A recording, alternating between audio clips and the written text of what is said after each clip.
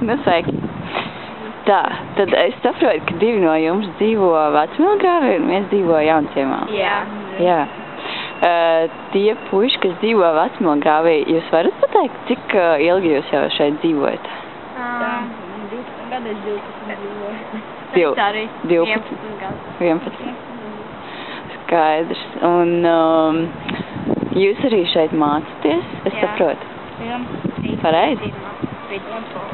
Jā. Un ar ko jums asociējās Vecmilgrāvis?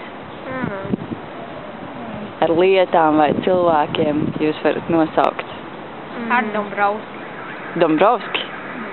Jo ir Valda Dombrovska iela? Nu? Jā, un Melīdz iela. Jā, skaidrs. Jā, jo Vecmilgrāva vēsture ir ļoti bagāta ar savu. Skaidrs. Un vai šeit ir kādas interesantas vietas, kur jūs labprāt ejat? Ziemeļvārda. Tā jaunā pils? Jā. Ziemeļvārdas pārs. Laukumiņš. Skaidrs, tur ir interesanti. Kā jūs domājat, ko jūs domājat par centra bērniem, piemēram, tie, kas dzīvo Rīgas centrā? Jūs prāt, viņi atšķirās no jums? Jā. Skoli, viņi dzīvo šeit. Jā, viņi atšķiras. Jo katrā pilsētā ir savas vietas, un viņam, piemēram, ja viņam apniek savas vietas, viņam vajadzētu braukt uz šejiem. Aha.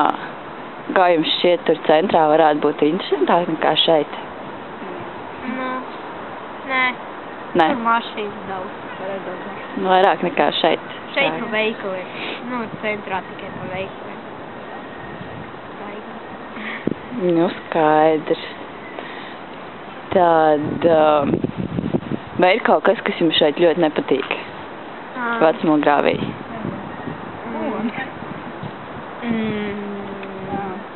Dzērāji. Te ir daudz dzērāju? Jā. Būros. Nāgļi. Jā. Tik daudz, ko teikt. Sīkie bērni, kuri dara visādas palādņas, piemēram, met akmeņus ogā, pēc tam vēl pīpē, dzer, un apsokā bez pirms nieku. Bet tādu ir daudz? Vismaz no 6. klasē. Piemēram, 1/10. Bērniem. Skaidrs.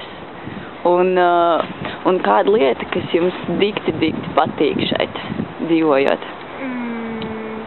Draugi. Jā. Un man paļājas līdz veikaliem. Katrs stūri kāds veikals. Blakus ir ezers. Daugava. Jā, netālu Jūrmala. Daudz pazīstamu. Ir maza pilsētiņa, visi pazīst.